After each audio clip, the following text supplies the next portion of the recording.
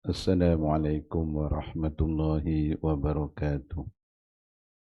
Kita mulakan majlis ilmu kita dengan bacaan Ummul Kitab Al-Fatihah. A'udzu billahi minasyaitonir rajim. Bismillahirrahmanirrahim. Alhamdulillahi rabbil alamin. Ar-Rahmanir Rahim. Maliki yaumiddin. إياك نعبد وإياك نستعين اهدنا الصراط المستقيم صراط الذين أنعمت عليهم غير المغضوب عليهم ولا الضالين آمين. الحمد لله رب العالمين وبه نستعين والعاقبة للمتقين ولا عدوان إلا على الظالمين.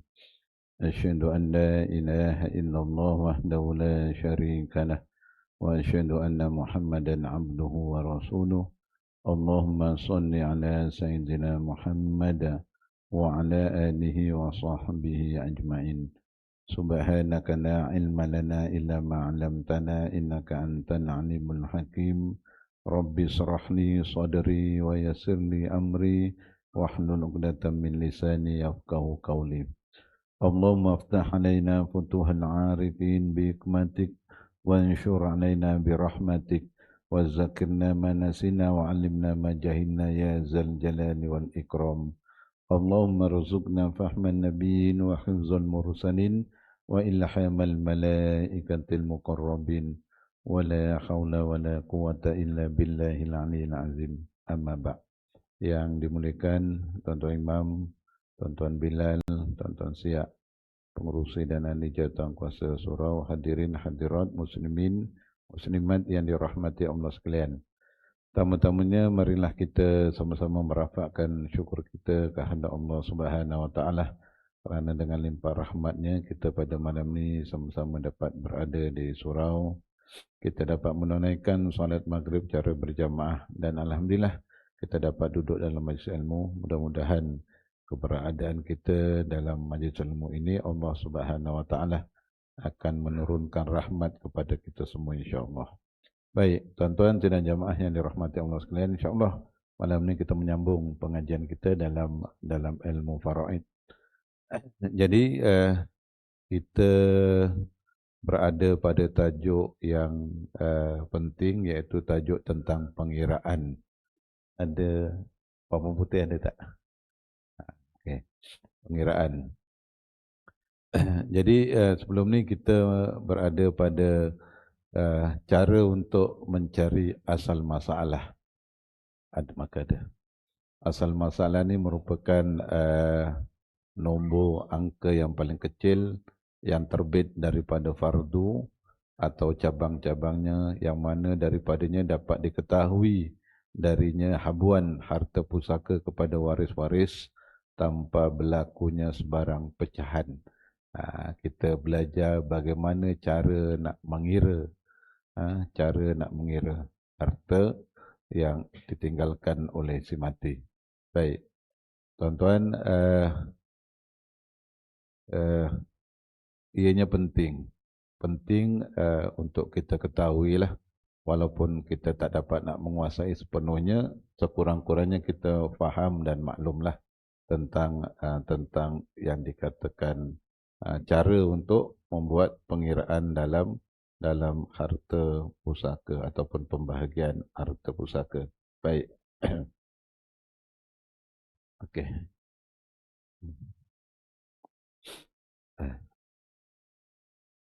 Nak lama.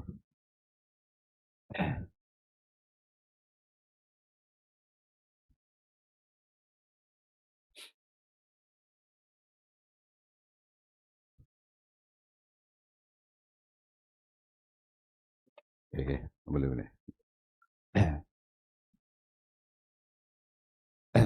Baik. Asas untuk membuat pengiraan ni tuan-tuan, untuk memudahkan kita kena sediakan kotak lah. Ini dia punya basic dia tuan-tuan. Tujuannya tidak lain dan tidak bukan untuk memudahkan kita lah. Baik. Yang pertama yang disebut sebagai waris. Yang kedua disebut sebagai fardu. Yang ketiga asal, masalah. Dan yang keempat sebagai saham. Baik. Waris ni yang kita dah belajar. Maksudnya yang kita dah belajar tuan-tuan, waris dipecahkan kepada 4 kategori. Waris yang dikatakan ashabul furud. Yang kedua waris yang disebut sebagai asobah. Yang ketiga waris yang disebut sebagai zawil arham. Dan yang keempat baitul mal. Baitul mal pun duduk dalam kedudukan waris lah. Dan waris-waris ni tuan-tuan, yang ketiga tadi tu yang disebut sebagai zawil arham, yang tu tak ada lagi lah.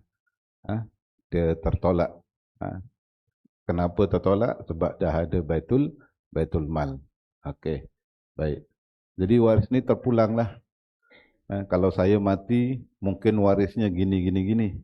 Kalau tuan-tuan meninggal dunia, mungkin warisnya berbeza di antara satu sama lain. Sebagai contoh lah, kalau A meninggal dunia, dia meninggalkan siapa? Contoh, ni contoh je tuan-tuan. Meninggalkan isteri. Baik. Dia tinggalkan siapa lagi? Dia tinggalkan anak perempuan 3 orang, contohlah. Lepas tu dia tinggalkan siapa lagi? Dia tinggalkan ibunya.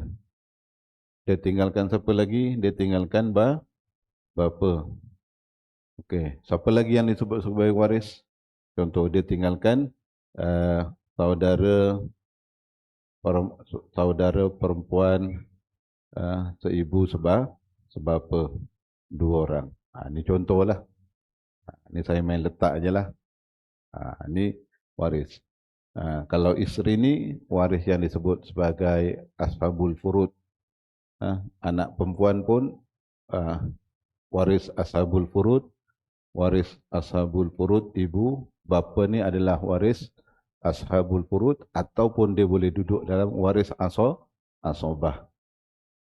SPIB, saudara perempuan seibu sebapa. Maksudnya adik-beradik perempuan kandung kita yang seibu sebapa. Ia juga duduk dalam waris ashabul furud. Waris yang bahagiannya Allah dah tulis dalam Quran. Baik. Jadi, ni contoh waris. Kemudian kita kena cari dia punya apa tuan-tuan? Cari dia punya fardu. Fardu tu apa dia? Bahagian yang mereka dapat. Bahagian yang mereka dapatlah, sama ada yang Allah sebut dalam Quran ataupun yang Nabi sebut dalam Quran. Kalau yang tak sebut dalam Quran, tak sebut dalam hadis Nabi, tu disebut sebagai asobah. Kat sini siapa asobah? Bapa. Asobah tu apa? Baki. Dia juga sebagai waris, tapi bahagiannya Allah tak sebut. Bahagiannya dia hanya akan dapat sebagai baki. Baik. Jadi kalau macam ni tuan-tuan, baik. Isteri agak-agak berapa dapat? Ingat lagi tak tuan-tuan? Isteri kalau kat sini kedudukannya dia akan dapat 1/8. Kenapa 1/8? Sebab isteri dia boleh dalam 2 keadaan. Dia boleh dapat 1/4 ataupun dia boleh dapat 1/8. Itu je isteri. 1/4 sebab apa? Sebab si mati tak ada anak. Kalau si mati tak ada anak, isteri akan dapat 1/4. Tapi kalau isteri si mati ada meninggalkan anak, automatik isteri dapat 1/8. Walaupun isterinya 2, walaupun isterinya 3, walaupun isterinya 4, dia tetap dapat 1/8. Bukannya seorang 1/8. Jadi kalau isterinya 2, jadi seorang dapat 1/16 lah. Dia 1/8, lepas tu dipecahlah jadi 2, dipecahlah jadi 3, dipecahlah jadi 4. Itu basicnya lah 1/8. Yang ni Quran sebut. Quran sebut. Jadi tak bolehlah kita kata oh tak adil ke apa, tak, Quran yang sebut. Kalau Quran sebut kita kena sami'na wa ta'na lah. Okey, baik. Anak perempuan, berapa anak perempuan dapat? Anak perempuan ada 3 orang. Anak perempuan ada 3 orang. Dia akan dapat, anak perempuan akan dapat 2/3. Kenapa 2/3? Sebab dia lebih daripada seorang.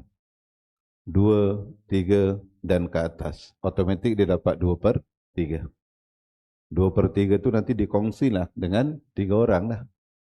Tapi kalau dia seorang saja anak perempuan, dia akan dapat apa? Akan dapat 1/2 je. Tapi kalau dia bersama dengannya anak lelaki, dia ada adik-beradik. Kat sini dia ada adik-beradik lelaki ke? Tak ada kan? Dia seorang je. Jadi kalau dia jadi, maksudnya kat sini ada anak lelaki bersamanya, maka automatik anak perempuan akan jadi asobah. Bergabung dengan anak perempuan bergabung dengan anak lelaki. Iaitu disebut sebagai asobah atas kadar 2:1. Yang kita ni biasanya kalau orang kampung tanya, oh anak lelaki akan dapat lebih daripada anak perempuan. Itulah dia. 2:1. 2 bahagian untuk anak lelaki, 1 bahagian untuk anak perempuan. Itu kalau dia bersamalah, ada anak lelaki pun ada, anak perempuan pun ada. Tapi kalau anak perempuan saja, anak lelaki tak ada, dia kepada nombor pecahan lah terus. Okey, jadi kat sini dia akan dapat 2/3. Baik. Tu fardu lah tuan-tuan, kadar dia. Okey, ibu. Contoh ibu. Ibu dapat apa ni tuan-tuan? Ibu ni adalah ibu kepada si mati lah. Ibu akan dapat, kalau di sini ibu akan dapat 1/6. Kenapa ibu dapat 1/6? Kerana si mati ada anak. Maksudnya, bagi ibu, dia ada cucu lah. Cucu itulah yang menyebabkan ibu dikurangkan bahagiannya. Sepatutnya ibu boleh dapat apa? Yang paling tinggi ibu boleh dapat 1/3. Tapi disebabkan si mati ada anak, maka ibu hanya dapat 1/6 sahaja. Dan bila lagi keadaan ibu dapat 1/6 ni? Apabila si mati ada adik beradik. Si mati ada saudara. Jadi ibu ni automatik dapat 1/6. Jadi kat sini ibu dapat 1/6 lah. Okey, baik. Bapa pula. Bapa dapat apa kat sini tuan-tuan? Bapa dapat 1/6 campur asobah. Kenapa bapa kat sini ada 2? Ni powernya bapa. Dia main 2 kolam. Dia boleh duduk dalam ashabul furud dan dia boleh duduk dalam asobah. Dua-dua dia boleh duduk. Ni bapa lah. Okey. 1/6 kerana apa? Kerana 1/6 sebab dia ada anak. Dan asobah ni kenapa dia dapat asobah bapa? Sebab dia yang lelaki lah. Dia yang akan habiskan. Sebab di sini tidak ada anak lelaki. 1/6 campur asobah. Saudara perempuan seibu sebapa, saudara perempuan kandung, dia akan jadi mahjub, terdinding ataupun terhalang. Siapa yang menghalang saudara perempuan seibu sebapa ni? Bapa. Tapi kalau bapa tak ada kat sini tuan-tuan, bapa tak ada, automatik saudara perempuan seibu sebapa akan menjadi asobah. Asobah ma'al ghairi. Kerana apa? Kerana ada orang yang ditumpang. Siapa orang yang ditumpang? Anak perempuan kepada si mati. Yang dalam keadaan ni hanya dua je. Saudara perempuan seibu sebapa dan saudara perempuan sebapa. Yang tu dia boleh jadi asobah. Jadi sebenarnya perempuan pun boleh jadi penghabis harta pusaka. Itulah dia punya kedudukan kat situ. Dia boleh duduk sebagai asobah. Jadi tapi kat sini sebab ada bapa dia terhalang, mahjub, tak dapat lah. Walaupun dia waris, walaupun dia adik-beradik si mati. Tetapi kerana ada waris yang lagi hampir, ada waris yang mendinding dia. Jadi akhirnya dia terdinding, tak dapat terus. Sebab ada yang terdinding daripada yang dia dapat bahagian besar dikecilkan. Macam isteri. Isteri sepatutnya boleh dapat 1/4. Tapi kerana ada anak, maka bahagian dia dikurangkan. Daripada 1/4 dapat 1/8. Itu disebut al-hajbu nuqsan, dikurangkan. Kalau ni saudara perempuan seibu apa dalam keadaan ini disebut al-hajbu hirman. Maksudnya di dinding yang terus tak dapat. Walaupun dia waris. Kerana ada yang lebih hampir, ada yang lebih dekat. Jadi yang dia ni terdinding. Ni kat sini je lah tuan-tuan. Kat sini kita kena betul. Kalau kat sini betul, kalau kat sini kita salah tuan-tuan, maka hak dia kat sini nanti akan ni lah. Jadi fardu tu pun penting. Antara yang paling penting fardu lah kat sini. Kena pastikan bahagian dia tu. Sebab tu tuan-tuan, apabila ada isu, kenapa aku tak dapat? Aku pun waris. Seorang pun mendakwa, kenapa aku tak dapat? Aku pun waris si mati.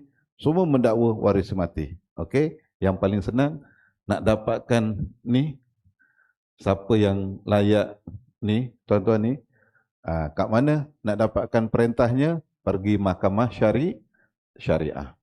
Itu yang dipanggil sijil faraid. Dengan sijil faraid itulah tuan-tuan baru kita tahu. Oh, yang A ni layak, B layak, C layak, D tak layak, E tak layak. Itu sijil faraid. Sebab kita kena mohon. Dalam permohonan tersebut, kita senaraikan dia punya waris dan apa hubungan waris tadi itu dengan si mati. Jadi pihak mahkamah itulah nanti yang akan tentukan. Macam ni lah situasinya. Dia tengok, oh ni saudara, oh kamu saudara kandung si mati. Jadi saudara kandung si mati, dalam keadaan macam ni, kamu terdinding, mahjub. Tak dapat lah. Sebab kadang-kadang orang duk petikai kan, duk bergaduh. Jadi yang paling mudah tuan-tuan, nak tentukan, inilah dia. Sijil faraid. Dekat mana yang mahkamah mana yang keluarkan sijil faraid? Mahkamah syariah. Mahkamah syariah. Mahal ke kosnya? Tak, kalau buat sendiri. Ambil borang kat mahkamah, dekat dia punya kaunter pendaftaran, ambil borang, isilah maklumat tu, kita hantar sendiri tuan-tuan. Lepas tu dalam tempoh sebulan ke sebulan setengah ataupun 2 minggu kita minta cepat ke tuan-tuan, ikut kos-kosongan, dipanggil, dia soal siasat lah. Yang tu buat sendiri tak mahal. Kita hanya perlu bayar fee saja. Fee apa? Fee pengesahan pengeluaran sijil faraid. Kawan saya apabila anak dia meninggal dunia, jadi anaknya ini ada pampasan daripada itulah, pampasan dari macam-macam pampasan dapatlah. Jadi pihak yang nak memberi pampasan tu dia nak dapatkan pengesahan siapa dia punya waris ni. Jadi kawan saya tu dia terpaksalah dia buat kan. Dia buat. Dia kata tak payah ambil lawyer. Ambil lawyer kalau nak keluarkan sijil faraid ni tuan-tuan, ambil peguam syar'i paling kurang 3,000 ke 5,000 kosnya. Tapi buat sendiri kawan saya ni, saya kata buat sendiri. Tunjuklah sikit-sikit caranya. Tunjuk sendiri, buat sendiri. Dia hanya perlu bayar RM60 je. untuk bayar fee. Itu je lah. Tapi dia kena isi borang sendirilah, itu segala maklumat apa semua tu kena dilampirkan nanti waktu bicara tu dia kena datang. Okey. Maksudnya kita buat sendirilah, insya-Allah. Boleh. Kita nak kurangkan kos lah tuan-tuan. Tapi kalau tuan-tuan duitnya banyak, berlebih-lebih tak ada masalah, ambil lah lawyer kan. Kalau tak nanti lawyer pun tak boleh cari tak boleh cari makan kan. Itu je lah. Tapi itulah situasinya. Itu yang dikatakan sijil faraid. Jadi dengan sijil faraid itulah, jadi pihak yang nak keluarkan pembahasan, dia tengok dia berikan bayar, dia keluarkan terus. Sebab, ni warisnya gini, ni warisnya gini. Jadi yang layak gini, gini, gini. Dah, senang. Tapi kalau tuan-tuan dapatkan sijil faraid, si mati, lepas tu harta si mati tuan-tuan bawa ke pejabat tanah, nak tukar nama ke pejabat tanah tuan-tuan, tak boleh. Sijil faraid itu bukan proses untuk pindah hak milik harta si mati kepada waris yang hidup. Untuk pindah milik harta si mati kepada yang hidup, dia hanya disebut kena ada perintah pembahagian pusaka. Hanya 3 tempat saja yang ada. Yang Mahkamah Syariah itu hanya mengeluarkan sijil faraid. Siapa waris yang layak.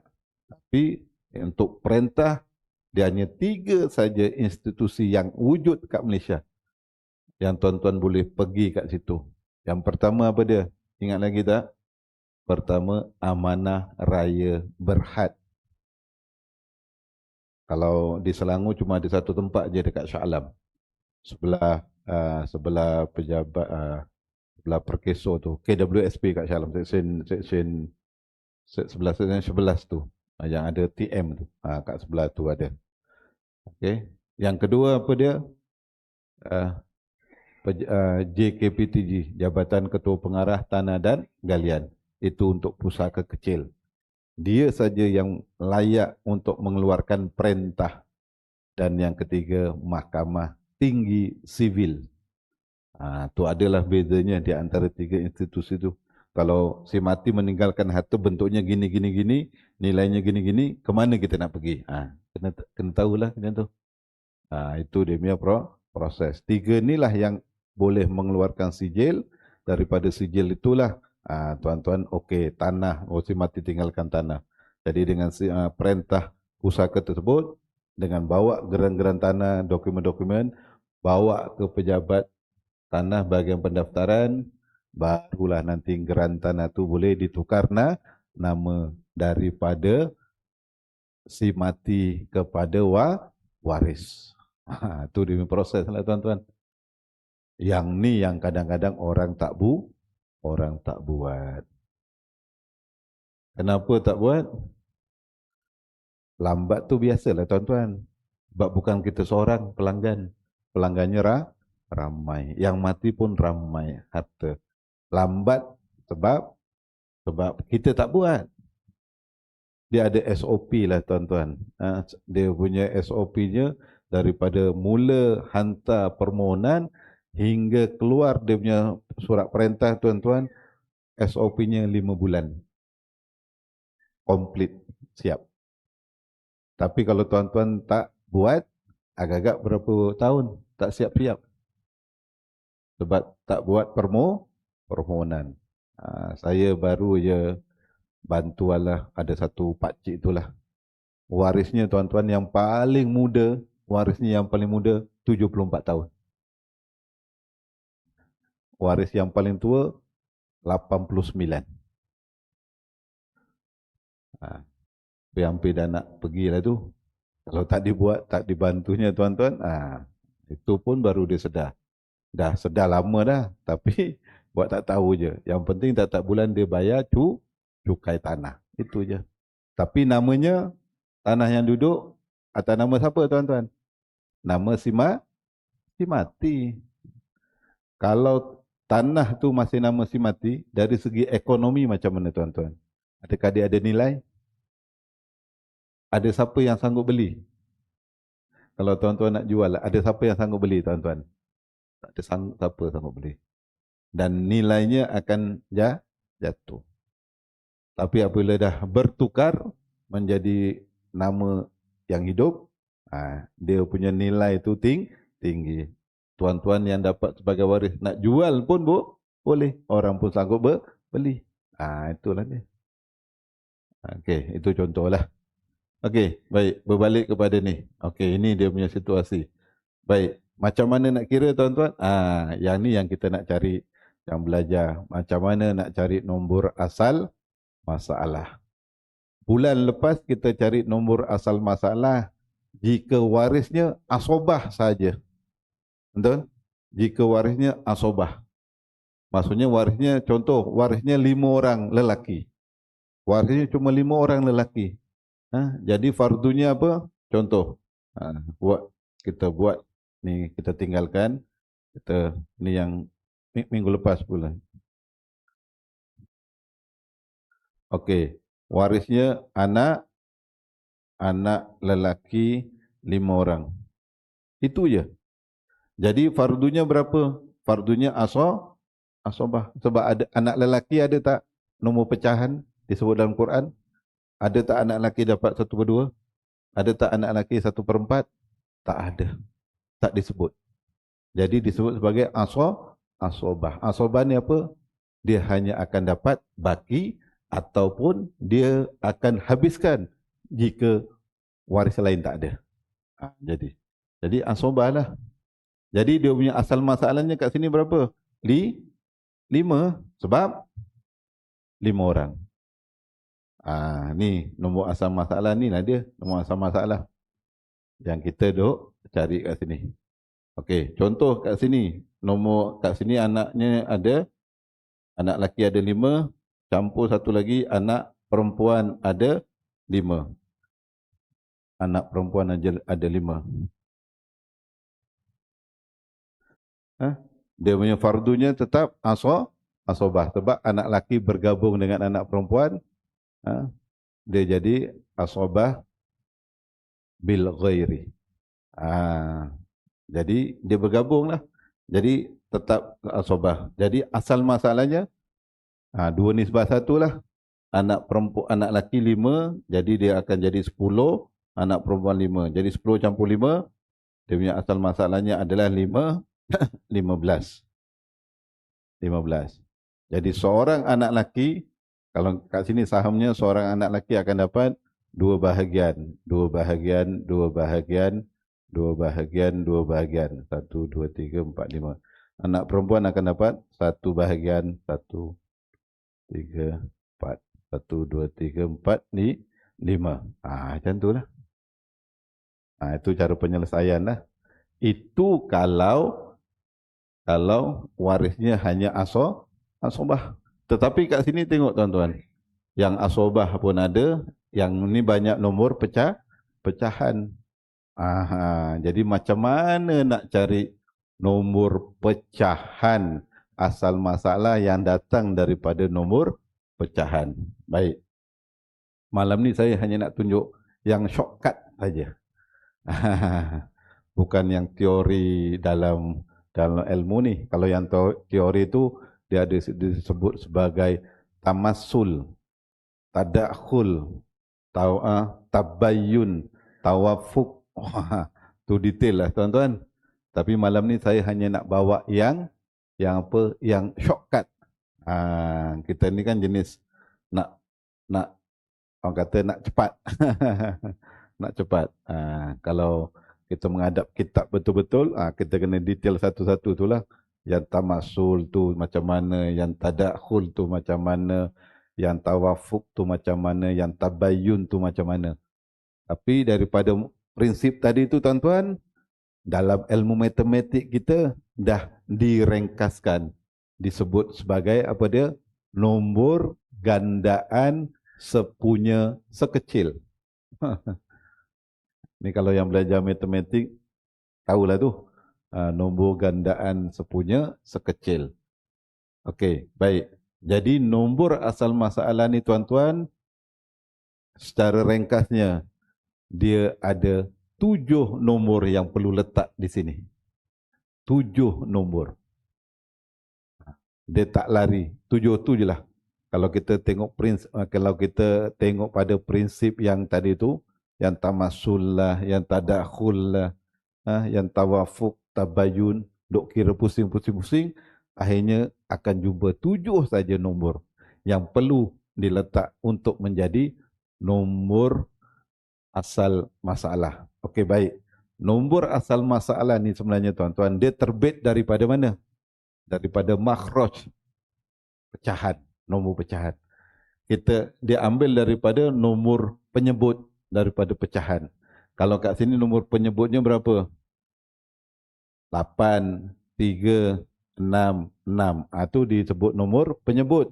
Kalau yang di atas ni 1, 2, 1, 1 itu nomor pembilang namanya. Okey, baik. Jadi yang dikatakan asal masalah nomornya hanya 7. Yang pertama apa dia tuan-tuan? 2. Yang ketiga, yang kedua 3, 4, 6, 8, 12, 24. Ini saja nombor yang perlu ada kita masukkan dalam asal masalah. Jika ia selain daripada kes yang bawah ni lah. Kes kat bawah ni sebab dia tak ada nombor pecahan. Dia terus kepada asal, kepada asobah saja. Tapi bagi kes yang ada nombor pecahan ni, kita kena masukkan 7 nombor ini. 2, 3, 4, 6, 8, 12, 24. Dia yang keluar daripada nombor penyebut. Nombor penyebut ni yang keluar daripada nombor pecahan. Okey, baik. Nombor pecahan yang ada dalam ilmu faraid tuan-tuan ada berapa? Okey, baik. Ini nomornya. 1/2. Ini yang kita belajar. 1/2, 1/3, 1/4, 1/6, 1/8, 2/3. Betul? Dalam Quran, dalam hadis, ini je sebut. Dalam Quran. 1/2, 1/3, 1/4, 1/6, 1/8, 2/3. Okey. Jadi nak cari yang nombor ni tuan-tuan, kena tengok nombor penyebutnya. Dia keluar daripada nombor penyebutnya. 2, 3, 4, 6, 3, 8. Jadi yang paling tinggi sifirlah 8. Okey. Jadi ini nombor ni tuan-tuan, tambah satu lagi kat sini, 1/3 baki, asobah dan mahjub. Yang merah ni tuan-tuan, ini yang tuan-tuan perlu letak dalam fardu ni lah. Nombor ni saja yang tuan-tuan perlu letak dalam fardu. Yang nombor ni yang tuan-tuan perlu letak dalam asal masalah. Okey. Baik. Ni contoh. Ni saya dah bagi shortcut lah tuan-tuan. Paling mudah, paling ringkas. Okey, baik. Kita tengok nombor penyebut. Ada nombor 8, ada nombor 3, ada nombor 4, ada nombor 6. Agak-agak lah tuan-tuan. Daripada 7 nombor ni, kita nak masuk mana? Nak masuk yang mana satu? Dia punya rumusan, itu rumusan yang datang daripada tamasul. Itu yang rumusan datang daripada tadakhul. Itu dia punya prinsip-prinsip dia lah. Okey, tapi agak-agak lah tuan-tuan. 8, 3, 6. 8, 3, 6, 6. Kalau disebut sebagai asal masalah adalah nombor angka yang paling kecil yang terbit daripada fardu. Angka yang paling kecil yang terbit daripada fardu, dan daripadanya itulah akan menghasilkan habuan harta pusaka tanpa berlaku pecahan. Agak-agak nak ambil yang mana tuan-tuan?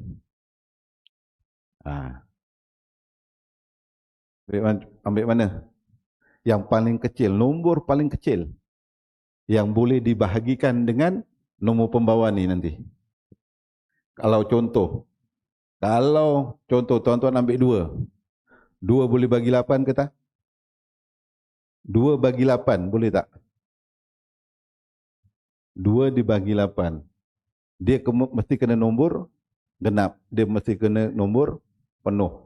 2 boleh bagi 3 ke tuan-tuan? 2 boleh bagi 6 ke?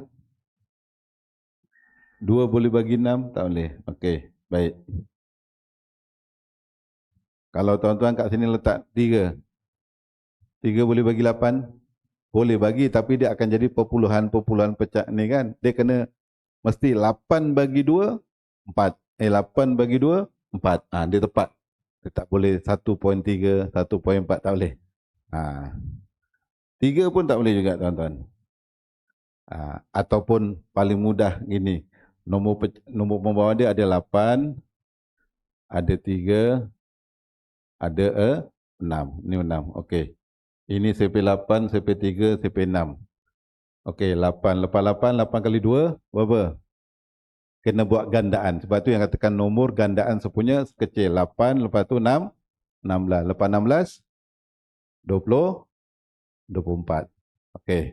3, 6, 9, 12, 15, 18.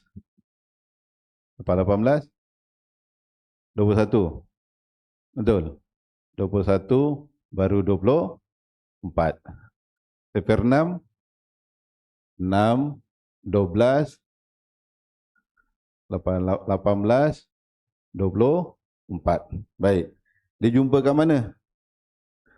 Jumpa kat mana? 20, 24. Inilah dia nombor gandaan sepunya kecil. Yang keluar daripada ni penyebut dia. 8, 3, 6.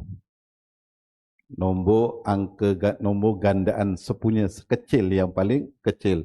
Jadi kat sini jawapannya asal masalahnya adalah 20, 24. Itu je. Dia tak boleh 25, dia tak boleh 23. Dia 24. Okey, baik. Dah dapat asal masalah, baru kita kira apa? Kira saham dia. Dah masuk waktu ke? Belum Belum. Okey. Macam mana nak kira saham dia? Okey. Daripada nombor asal masalah dibahagi dengan nombor penyebut. 24 bagi 8 berapa? 24 bagi 8 3. 24 bagi 3 8. 8 darab 2 16. Okey. 24 bagi 6 4. Betul. 6 kali 4 24. 4. Ni 4. Mahjub tak dapat dah. Okey. Ni asobah. Baki. Okey, tengok. Cuba kira balik. 16 campur 4 dah 20 kan. 20 campur 4, 24. Sini 3. Dia jadi 20. 27 kan? 27. Jadi asobah tak payahlah. Sebab dia tak ada baki dah. Oh lemak, kenapa 27? Kat sini 27. Kat sini 24. Dia tak sama. Kan? Tak apa, tak sama, tak ada masalah. Jadi dah selesai. Itulah dia, saham dia. Cuma nanti kalau kat sini satu ruangan lagi disebut ruangan habuan. Ataupun kat sini contoh ditulis nilai harta yang ditinggalkan. Nilainya 60,000. Okey, baik. Apabila ada harta 60,000, baik. Bukan 60,000 dibahagi dengan asal masalah. Tapi sekarang ni asal masalah dengan nombor sahamnya berbeza kan? Berbeza. Ini disebut 24 aul. Nanti kita boleh tengoklah aul. Jadi 60,000 dibahagi dengan 27. Bukan 24. Kalau 60,000 dibagi dengan 27, mana kalkulator? 60,000 bagi dengan 27. 1/22222 ringgit 22 sen. Okey. Kenapa 27? Saham dia. Waris tu saham dia. Bahagian ni saham dia lah ni. Okey. Jadi 22,222 Didarab dengan 3. Darab dengan 3. Berapa dapat? Okey, isteri dapat RM6,666.66 macam itulah. Macam tu. Didarablah sini semua. Bukan dibahagi dengan 24 sebab ni saham. Jadi ni asal masalah. Saham dengan asal masalah tak sama, tapi apabila habuannya akan dibahagi dengan saham dia, bukan dibahagi dengan asal masalah. Kalau yang ni sama, ada kes yang asal masalah dengan saham sama. Tapi kadang-kadang macam kes ni dia tak sama. Tapi tak sama pun tetap dibahagi dengan tak sama, dia akan dibahagi dengan saham. Barulah kita dapat dia punya bahagian dia. Selesai. Anak angkat tak dapat. Dia bukan dianggap sebagai dalam kategori nasab keturunan. Tak dapat. Tak. Anak tengok waris lain. Tak ada waris langsung, Baitul Mal. Kalau tak ada waris langsung, pergi Baitul Mal. Tetapi sebab itu, kalau tuan-tuan ada anak angkat, apa yang tuan-tuan kena buat? Apa yang tuan-tuan kena buat? Kalau tuan-tuan ada anak angkat. Hibah pun boleh. Satu lagi, wasiat. Sama ada wasiat ataupun sama ada wasiat ataupun tuan-tuan buat hibah. Barulah anak angkat tu dapat. Kalau tak, anak angkat tak dapat. Boleh? Itu secara ringkaslah tuan-tuan. Saya tak naklah bawa yang tadakhul, tamaksul apa semua tu lah. Tengok terlampau complicated sangat nanti. Ambil ini basic ni pun dah cukup dah. Cuma nanti lepas ni kita tengok yang tashih. Tashih ni kita nak, contoh anak perempuan 3 orang kan. Tapi kita nak tahu 3 orang tu setiap seorang tu dapat berapa. Dia ada caranya lain pula. Tu kita tashih lah tu. Yang tu insya-Allah akan datang. Okey, ada soalan? Tak ada. Boleh ikut? Boleh. Tak ada masalah. Boleh. Susah. Okey. Tak ada. Kalau ada anak yang dah meninggal, okey, kena cek balik. Anak yang dah meninggal tu, dia meninggal dulu daripada, contoh ni bapa lah, ni maksudnya suami kan, contoh suami yang meninggal ni suamilah kira. Okey. Dia ada anak, sebenarnya dia ada anak, tengok anak tu dia hidup dia layak dapat. Tapi kalau anak tu mati dulu sebelum bapaknya mati, dia tak dapatlah.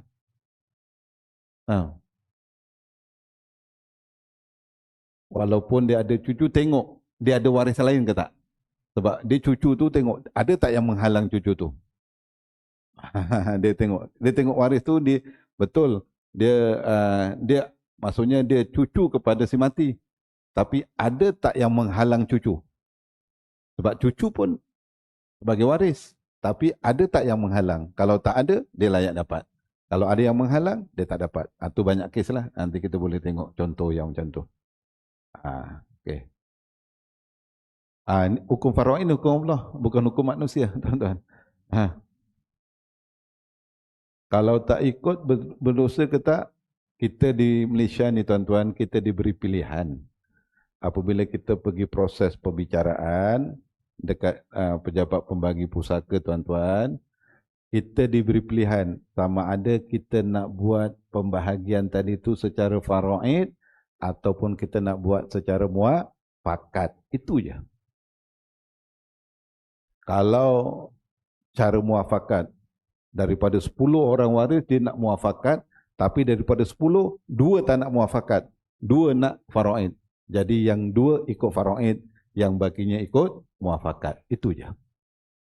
Yang ikut muafakat tak kata, yang kamu ikut faraid, kenapa tak nak ikut muafakat? Tak betul, tak. So, maksudnya betul lah tu. Dia ada hak dia. Itu caralah, cara kita nak, macam mana kita nak bagi. Kalau duk gaduh, Hakim biasa, hakim pun dia banyakkan lagi. Kamu gaduh-gaduh lah. Yang penting nanti saya akan terus beri hukum secara faraid. Habis cerita. Suruh muafakat pun tak settle-settle, makan masa panjang lagi. Akhirnya keluarkan hukum secara faraid. Habis cerita. Okey. Itu je lah prosesnya. Boleh insyaAllah. Okey, kalau tak ada apa-apa insyaAllah kita sambung pada pertemuan akan datang. Mudah-mudahan apa yang dikongsikan insyaAllah akan dapat memberi sedikit pengetahuan.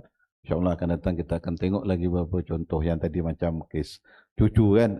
Dia layak ke tidak, kita akan tengok. Baik, kita tutup majlis kita dengan sama-sama membaca tasbih kafarah dan surah Al-As. Subhanakallahumma wa bihamdika asyhadu an la ilaha illa anta astaghfiruka wa atubu ilaik. Bismillahirrahmanirrahim. Wal 'ashr innal insana lafi khusr illa alladhina amanu wa 'amilus solihati wa tawassaw bil haqqi wa tawassaw bis sabr.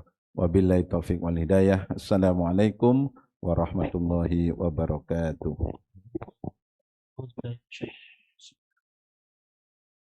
Subhanallah walhamdulillah.